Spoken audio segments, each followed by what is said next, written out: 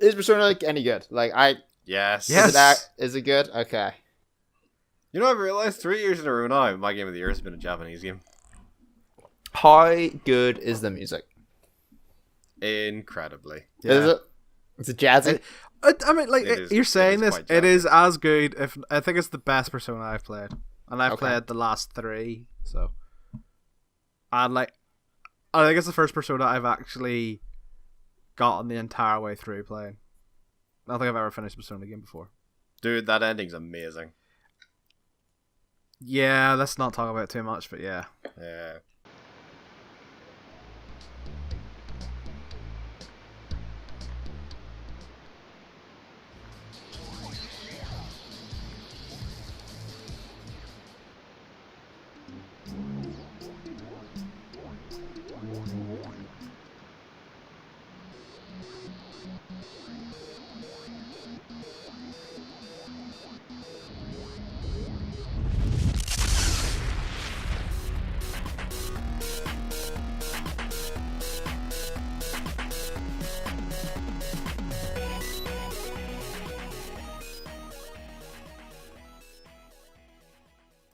Brothers and sisters, welcome to the Not So Super Bash Bridge presents Game Club for November 2017.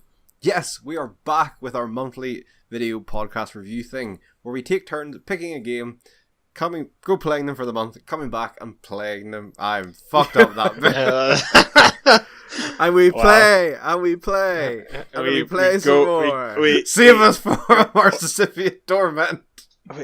We go play, come play, back. Go. Yes, Hans, Game Club is back. Hans, yeah. Cut an old one in. Do Yes, Game Club is back. The monthly video podcast review thing where we take turns picking games, going and playing them for the month, and come back and discuss them for your listening pleasure. This month, I picked Oddworld Stranger's Wrath. And as always, I am your host, the man who comes around, Mr. Nick Davis. Joined as ever by Dirty Hans Davis. White dirty. White Hat Alex Proudfoot. What? And Damsel in Distress, IY Chung. I feel like that was the only one that made sense. They were all Western tropes. Dirty. White. Yeah, Dirty Harry. I personally would have preferred Joe Mama Hans Davis. I think with Alex's hair, he should have been Damsel in Distress, really. No. I always try to save, like, because you come last, that's why you always end up being the target for abuse. I see it. The joke, essentially. And also is very racist. You're just picking on the Asian guy at one point.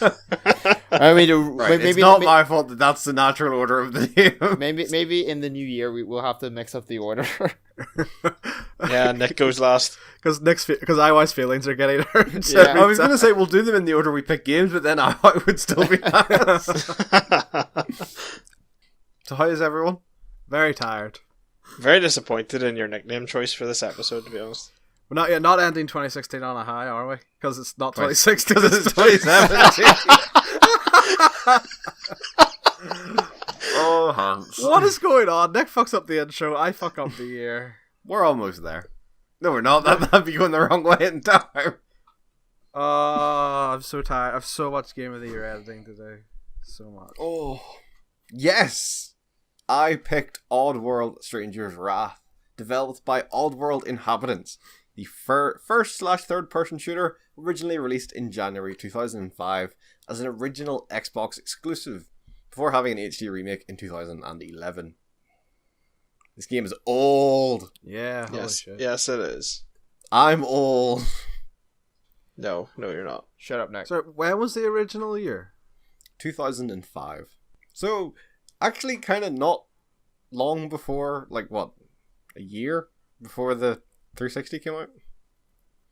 That 2006, wasn't it? Yeah, about then. Tail end of the Xbox lifespan. Yeah. Not that it had a long one, like. But what a great console it was. For every good thing that came out of it, for every good thing that came out of it, there was probably 2 or 3 bad things. Like, Name me 3 good Xbox exclusives. Halo, Oddworld, and Blinks the Time Sweeper. No. I got two. I thought you were just going to say Halo 1 and Halo 2. No, 2 came out in the 360. No. Yeah, No? That was on the original Xbox. 3 was on the 360. Wow. I am old. Yes. Yeah. You're not really that old, Hans. Let's be honest. I have back pain. That's how old I am. We all have back pain, Hans. Doesn't make us old. I have grey hairs. I'm blonde hairs now. Yeah. Did you tell them that you dyed your hair? No. I assume they would have saw, but yeah, maybe not. I dyed my hair, guys. Did you dye your hair or did Heather dye your hair? Heather dyed my hair. I now have a blonde streak in my hair, a la Seth Rollins. He looks like a bootleg Seth Rollins. I hope you took a picture of it and like tweeted it at him. No. Thinking of you, XX. It is on my Facebook, though, if you want to look at it. So. No, that Yeah. requires effort. I'll put a link to your Facebook in the episode. I mean, if you really want to. The amount of fucking hate from all 5 people that watch this show you'll get. So, preamble over. Let's get down to business, lads. That was the preamble? That was not, Yeah. that was the intro. Let's discuss what we usually do. Usually the before we- preamble is like the stuff that happens before you do like your big spiel. Okay, enough pleasantries. There we go. I'm pretty sure we did that off air. We don't have pleasant So- choice. This is Bash, bro. As always, I will discuss how far everyone actually played of the game, or how much everyone played this game. Oh, hang I on. played- Let me get my library up here so I can give you an accurate reading here. I played about 5 hours and hit a game-breaking bug. Oh, really? Yeah, I just, like, every Well, time do you know I what you went need to do, Nick? You need to get yourself a new PC. every time I went to... every time I went to a certain area, it would just crash the game. Yeah, sounds like you've got a crap PC there, Nick. Oh, how the That's- tides have turned. I got about halfway through this time round, but I have completed it before. Alex? I played 75 minutes. Wow. Jesus! Did you even try? I did. I did try, Hans. Okay. I I played about half.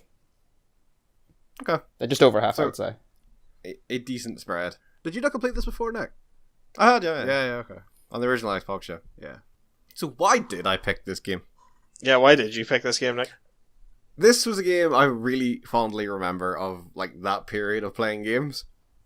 Like, this was just a game that I have really fond memories of, like, from the original... One of the few games I have really fond memories of from the original Xbox. Like Blinks the Time Sweeper.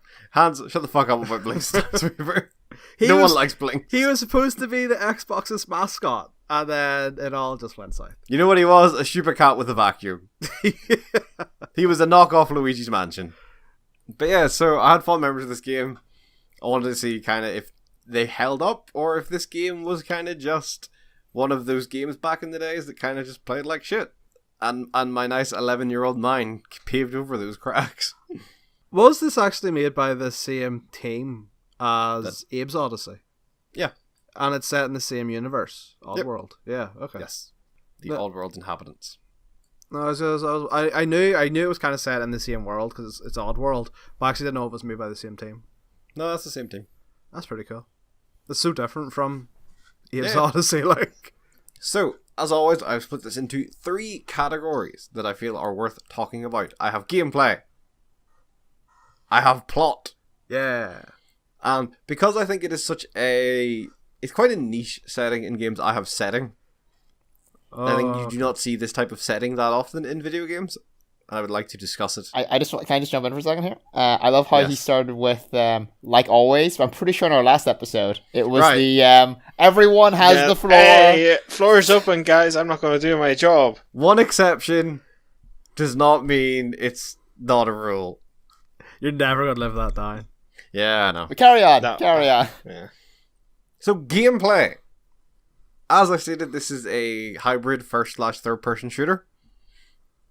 Basic gameplay loop is you are a stranger who goes into towns. You're a bounty hunter. You typically go into towns, carry out a series of bounties, and then roll on to the next town. You have the option, obviously, of taking these different bounties alive or dead. You get more money depending if they're alive. You have a variety of, and this is kind of one of the game's key hooks at the time, this living ammo stuff. So each of your ammo types for your crossbow is kind of a different insect or critter around the world. So you have ones that are like, they're like mines, essentially. You drop them down, and if someone walks past, they'll shoot towards them and do damage over time.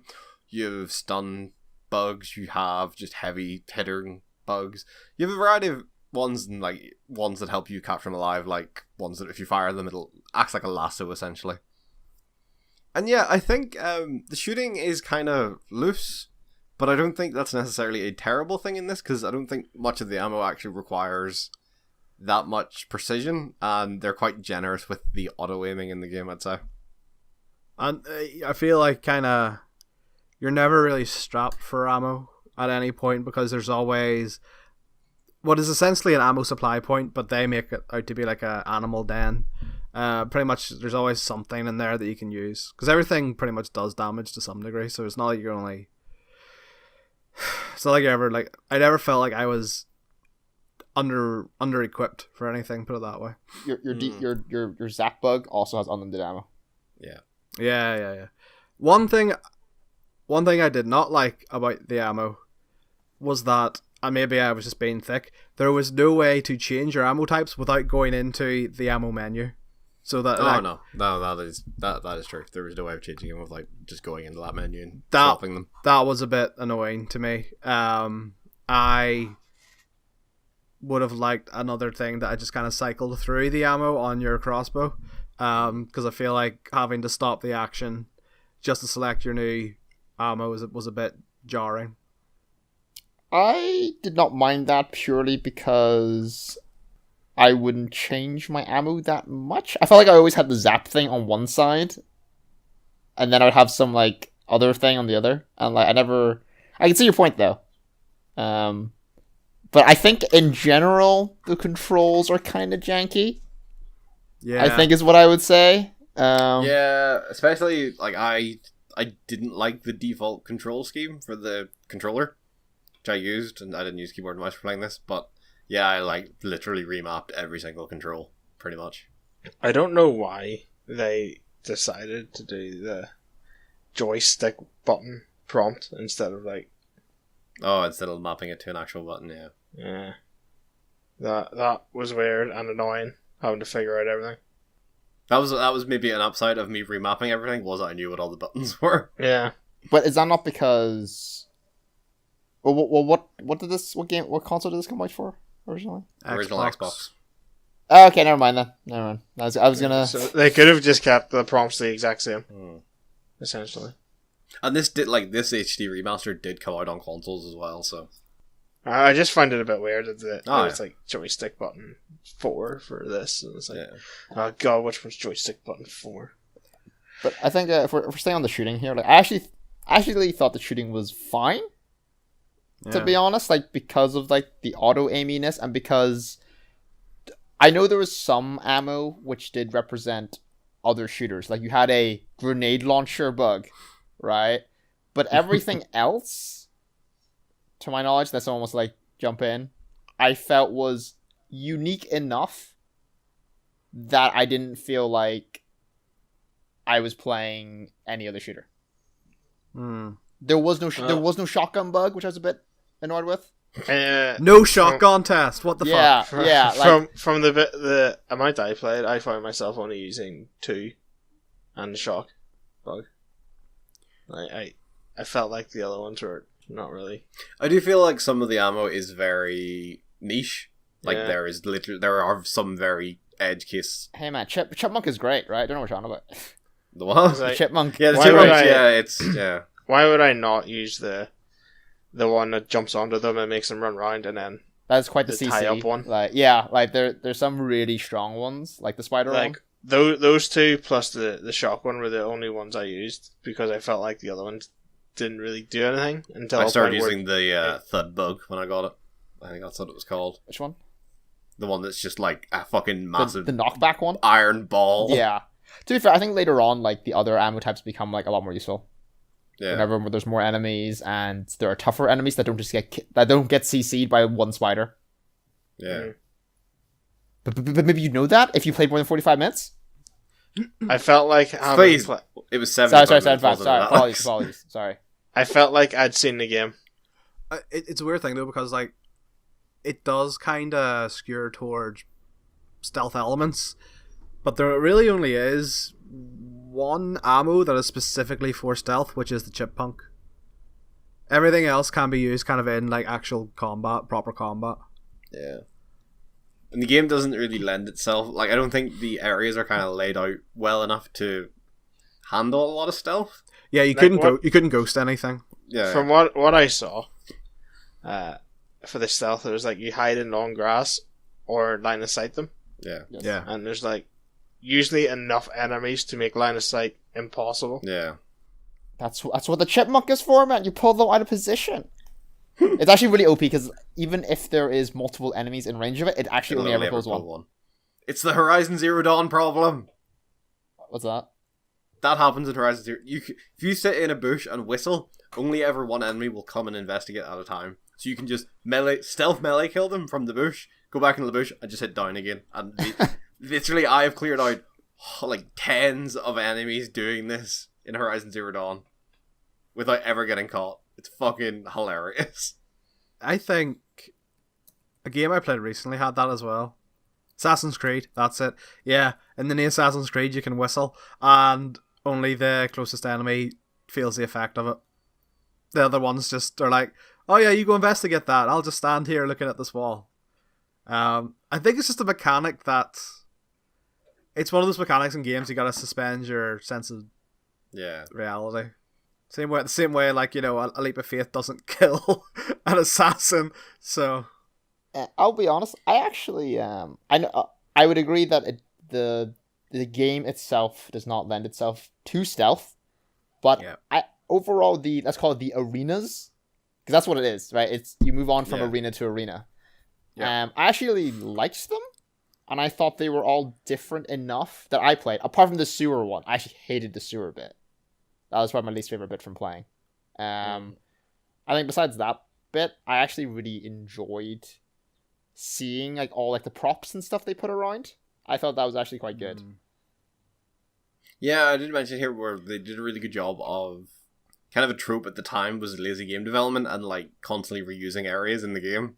I think they did a good job of kind of not doing that in this. Like you only really ever go to each area once. Yeah. Like it would have been really easy for them to say, oh, now you've cleared this guy out of the water facility. There's another guy in there. Go back and take him out as well. The only one time they did that was the farm, but at least they give it a narrative reason, which was, the farm has now been taken over by bandits. Actually, that was really cool.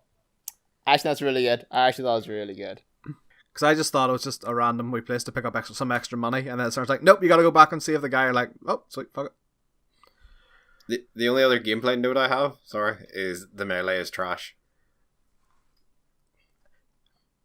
But you can headbutt them, Nick. You can headbutt them to death. My opening combo, so to speak, would be to do the sprint. Yeah. And then just start mashing the spin. In my mind, in my memory, I thought that if you span long enough, he got dizzy, but it doesn't happen, does it?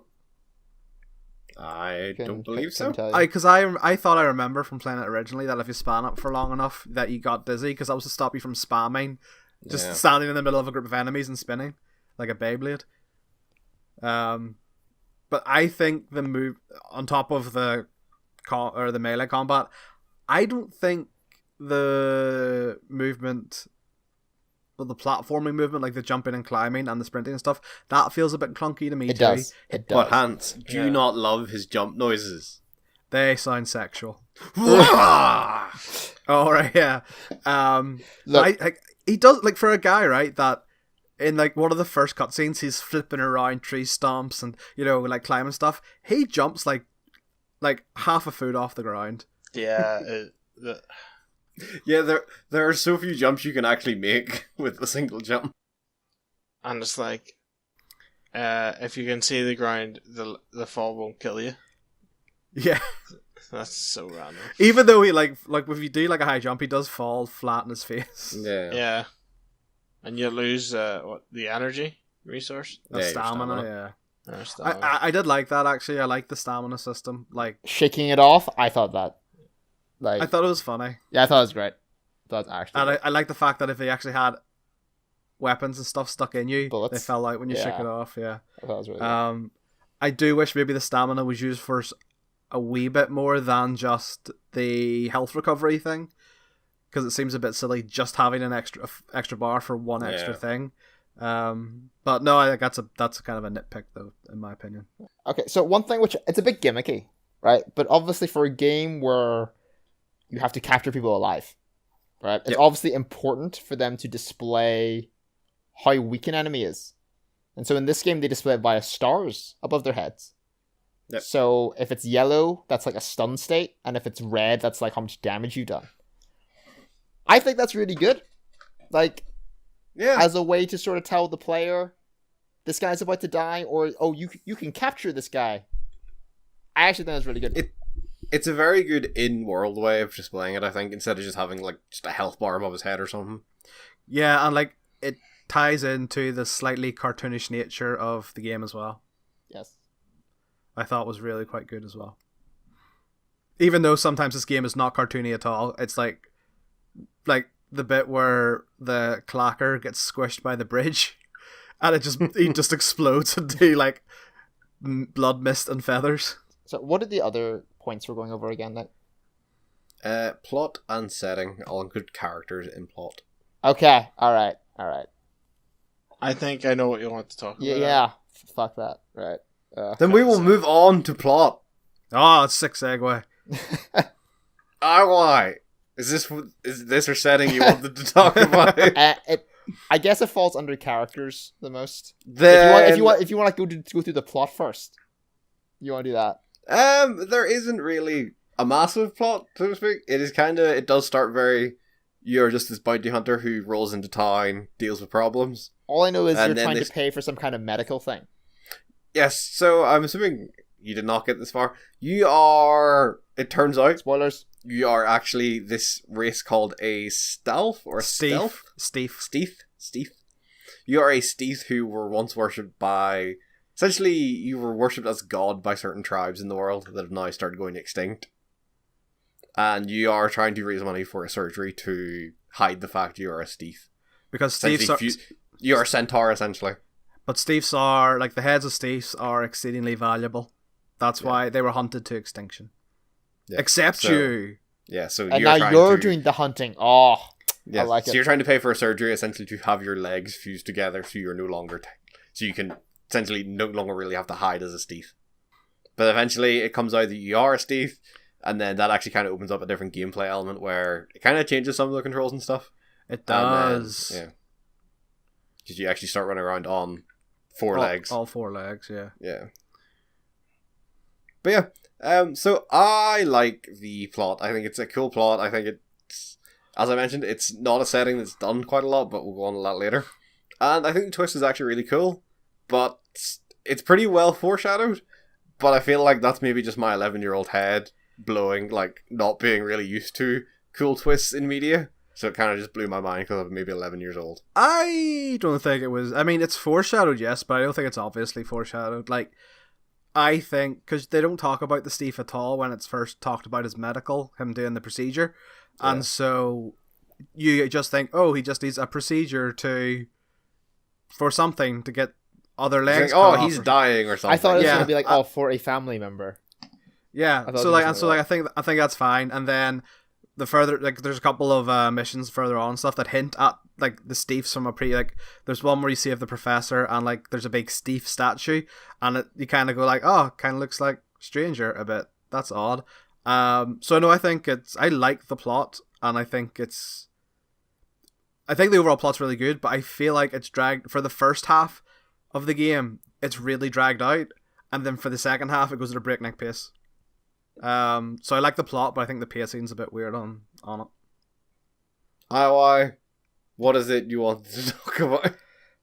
Okay, so whenever I first started playing it, I immediately turned around to Alex, and maybe you, Nick. I can't remember if I said this to you, but holy shit, the voice acting sucks ass. Yeah, the sounds in the game, like, yeah. Let me use Stranger as the example, right? Let me use him as the example. So, he's sort of portrayed, I guess, in like conversation bits as this kind of like, rough, sarcastic, like, he's Dirty Harry. Yeah, right. But then he's like, yeah, and like, it's such a good noise, but it's so stupid. And like, and the thing is, the person who voiced it, or like whatever, like the lines themselves, I think are actually fine. It's that he sounds so bored. Like, I gotta get to the doctors and talk to him. Get to the north. Yeah, no, the voice acting really put me off this game, if I'm honest. Like I've never actually that, and the idea you go in and you do a bounty and then you leave. And you go in and do a bounty, then you leave. See, that's dropped though. Like that is dropped at a certain point. I didn't reach that point, Hans, so I just felt the pain of repeating stuff. Oh, that's actually the main reason why I stopped. Like after halfway, because I didn't think anything would change after 50%. I was like, oh, okay, is this the gameplay? I did ask you. I was like, is this just the same thing? Yeah, and I thought it was. Is it that different near the end? Yeah, because it's completely different. Yeah, like the gameplay completely changes when you unlock when you essentially break out of your clothes and become a thief. But by God, the voice acting, it was like his voice acting was just cringeworthy, and everyone else was purposefully annoying.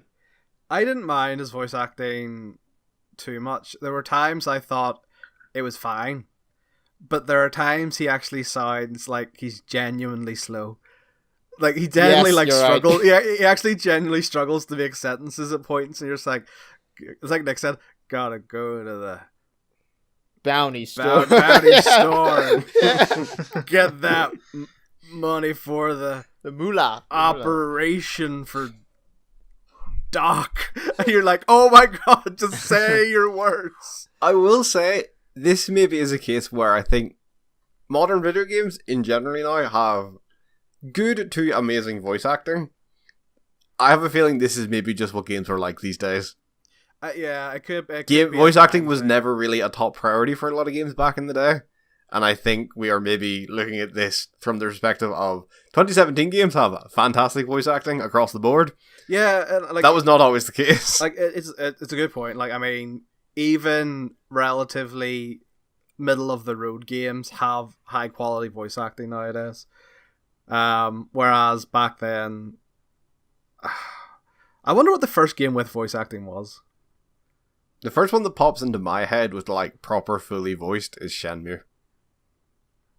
And that I'm sure there was ones before that, but that is the earliest one popping into my head. It's fucking god awful.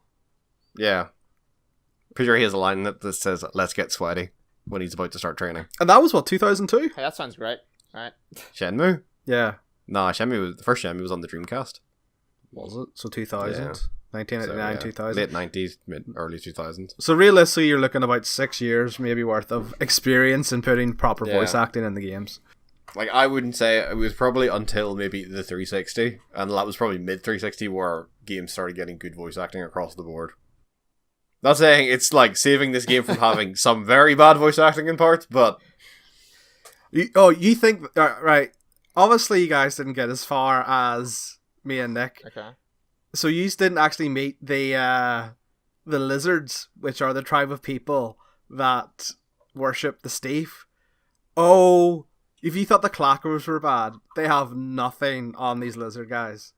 They talk like it's like a mix between stoner and nerds. Like it's just after this, go look at a clip of further on in the game and just listen to them. They will make you want to like gouge their eyes out. It's so bad.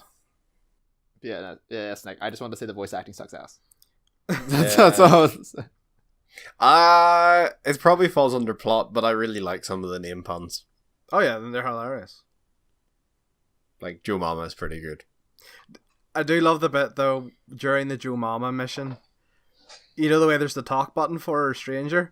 Yeah. If you keep hitting it, he starts making just Joe Mama jokes over and over again. Is there anything else around the plot or characters? The main... Okay, so this is spoiler territory. So oh no, I know. Cover your ears. So at the end, right, it's revealed that the big bad villain who owns this corporation and is the guy that's collecting Steve heads, he's been holding back. He's built a massive dam and is holding back the water. That was like the life source of the people, the tribes that Steve. Yeah, because it stops their food source because the lizard people eat fish, so they have no food source essentially. And so, at the very end, it's revealed that he's your brother. No, he's a Steve. He used to be the old protector of the tribe, but he's been taken over by a brain octopus. And the ending is just really, really...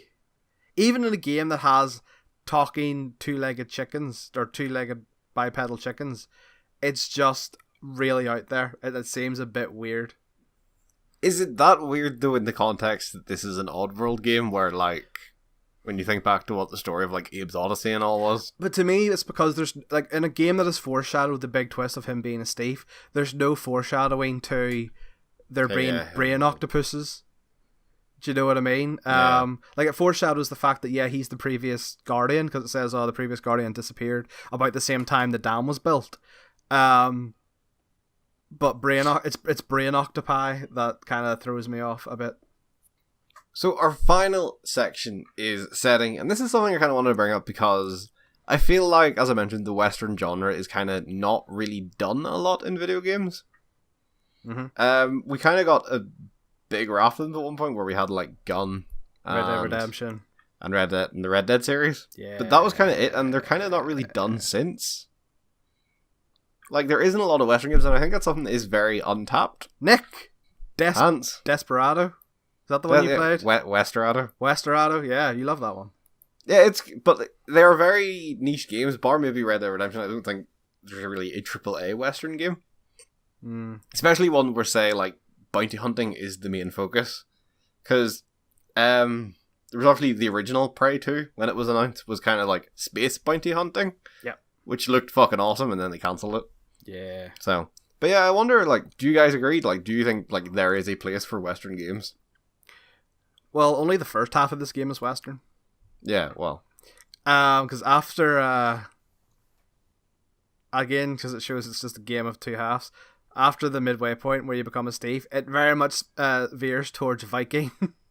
Yeah. Where it's got, like, proper Viking boats and, like, Viking stone villages, and then also some riot police at a certain point.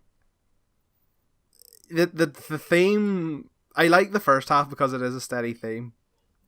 Like, you're right, I like Westerns, but the themes of this game are just all over the place at certain points, and just gets a bit much. But yes, no, you're right, Western games, it's a relatively untapped source. Like, there is no...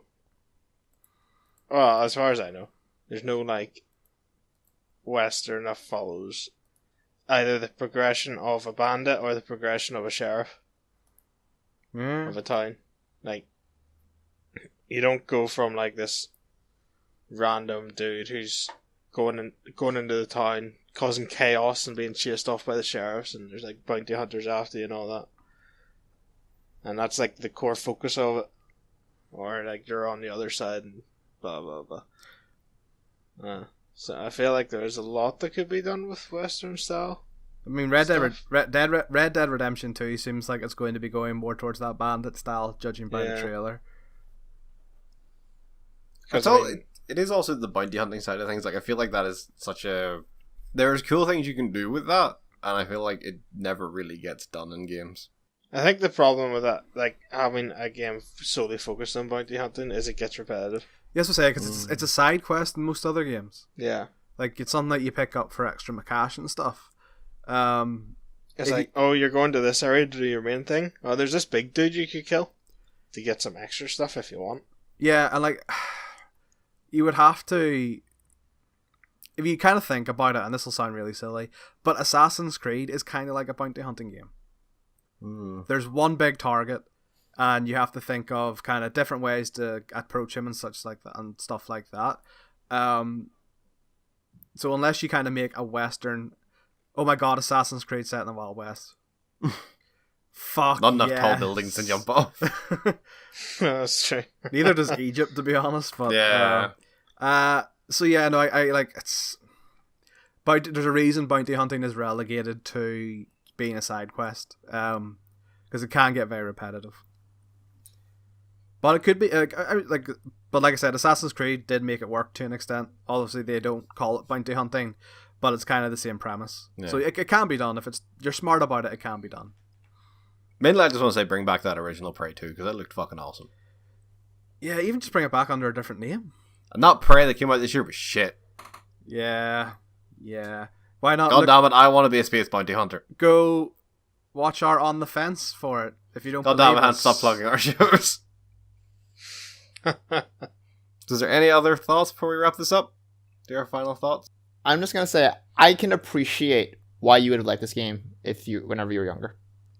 Thank you. Yeah, I can completely understand why a younger you liked this game. Like, I probably would have enjoyed a game like this when I was younger. Because, like, I wouldn't care about repetitive things. And I wouldn't care... Yeah. Oh, yeah. And you know, those like the voice acting probably wouldn't have even fazed me. And, like, the setting is unique. Like, you know, it is bipedal animals, human-like animals, which you would think would be quite cartoonish, but set in a relatively mature world, like where there's blood and death and stuff. Like, that is pretty cool. It is interesting that the two people who have finished this before finished it again, and the two people who haven't didn't. Yeah. Oh yeah, that's a fair point actually. Yeah. To further, I may have played more of it if I'd realized it was actually different after the halfway point. I just thought 50% was a bit much. That's once again like you wouldn't know that unless you'd played it before. Maybe that was the fault in the game, that maybe it lets that first part linger a bit too long. Start our wrap-ups. I will say, maybe there was a bit of rose-tinted glasses at work when I thought of this game, but I do think there is enough... The gameplay ideas are there, and I think if this was maybe remade today, like from the ground up, or taking the same kind of ideas, I think this could make a really fucking good game out of it. Like, there are cool ideas there, the settings are unique and awesome, and like that live ammo stuff, the way you can use it is very... It's kind of reminiscent of how some of the stuff in Horizon Zero Dawn works, like where you do have all these different types of weapons for different uses. So yeah, I do think like the skeleton of a really good game is there. I just think it maybe hasn't, the outside of the body of that skeleton has maybe not aged so well. It's decomposing slightly. Yeah, it's decomposing slightly. Give him a new body and I think this game would be really fucking cool in a modern day. Hans? Yeah, judging by today's standards, it is not a great game. However, when I compare this to a game that we have played before from a past era, such as, I don't know, Resident Evil, where we played it, and I sat there and thought, I can't understand how this is a good game, or how this was considered a good game. This is completely different. Stranger's Wrath is completely different. I can go back and look at it and play it and be like, I can understand at the time how this could be considered a good game. I think in some aspects it's actually quite ahead of its time. Like, I think the story, obviously drawn out and issues with it, is really ahead of its time, and the setting too is really ahead of its time. Alex, is there much point in asking you? You played 75 minutes? Well, having gone into this blind, having never heard of it before you said we were playing it, I found that the first bit felt very draggy, like it dragged on. The voice acting grated me and annoyed me in some instances. And the weapon thing was cool. The controls were a bit dodgy, the movement was dodgy, but I mean, it's an old game. Now that you said it changes, maybe consider playing through to see that. Don't know. But the first bit is just, it really put me off. Sorry, my cat almost fell off me and onto the floor. Ow. It's okay, just play it muted. Subtitle it. Yes, so all in all, middling thoughts, maybe good in its day, has not aged that well. Still better than Resident Evil. Can I just throw that out there? Yes.